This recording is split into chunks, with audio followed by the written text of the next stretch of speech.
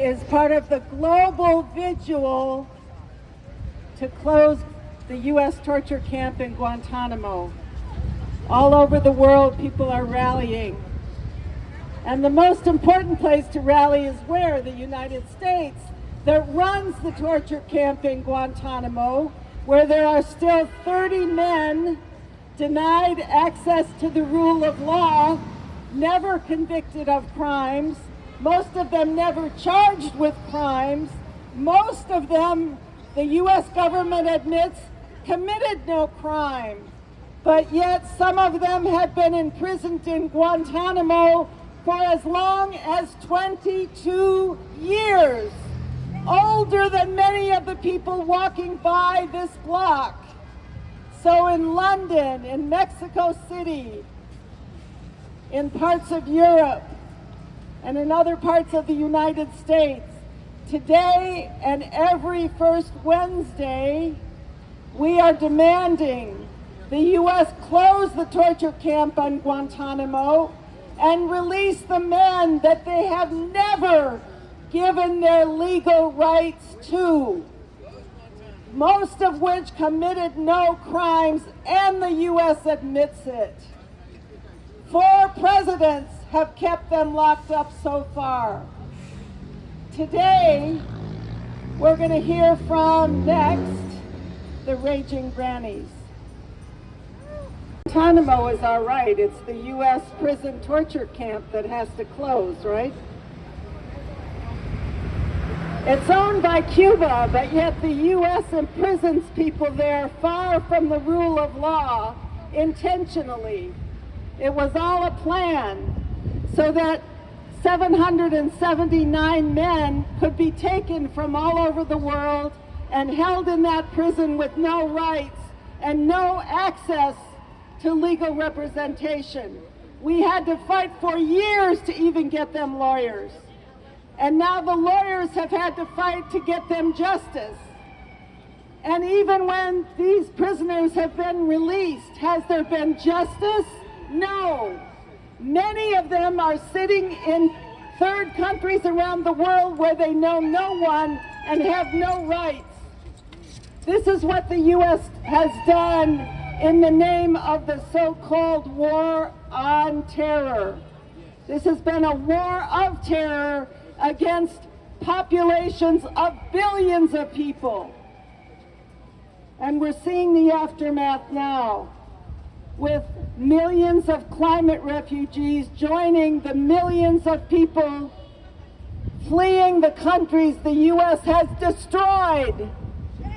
Yemen, Afghanistan, Iraq, Libya. Look what's happening now in Somalia, Sudan. This is all the hands of the U.S. and the other European powers who have destroyed these countries and created the refugees that now they complain about. They complain the refugees are coming. But you messed up their country so bad, what else are they going to do? And then you have the political prisoners in Guantanamo, kept there without the rights that even Donald Trump has to show up in court and to say, I'm not guilty. These men in Guantanamo were never given that right. They had to wear the orange jumpsuits, but so far the Donald has not.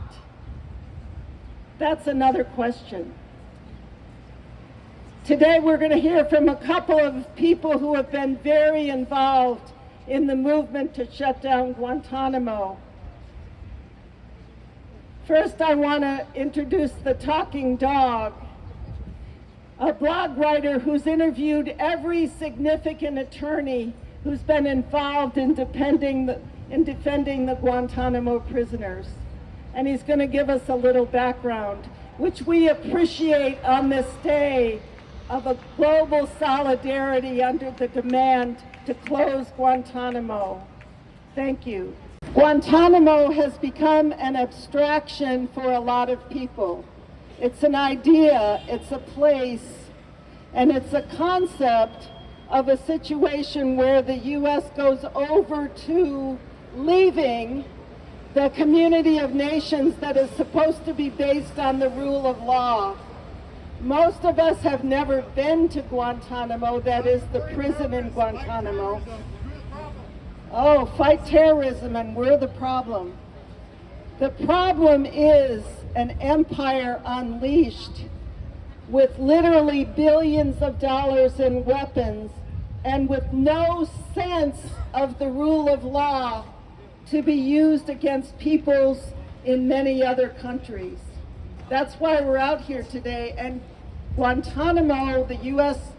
torture prison camp there, has become a symbol of what the U.S. does outside the rule of law. One of the groups that has worked very hard to bring this symbol to life for people who live in this country is Witness Against Torture.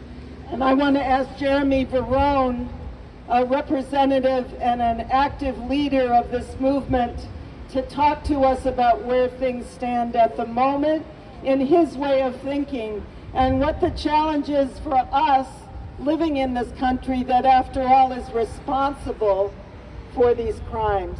Jeremy?